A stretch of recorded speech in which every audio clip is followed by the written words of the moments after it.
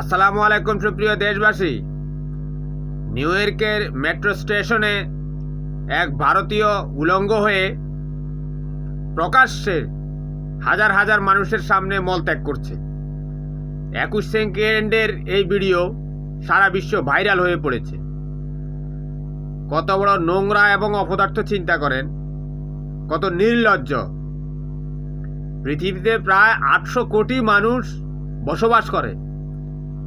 এ পর্যন্ত পৃথিবীতে গত কয়েকশো শতাব্দীতে বা কয়েক হাজার বছরে শত শত হাজার হাজার কোটি মানুষ পৃথিবীতে এসেছে। কেউ এভাবে একটা জনমানব যেখানে চলাচল করে সেখানে প্রকাশ্যে মলত্যাগ করে না।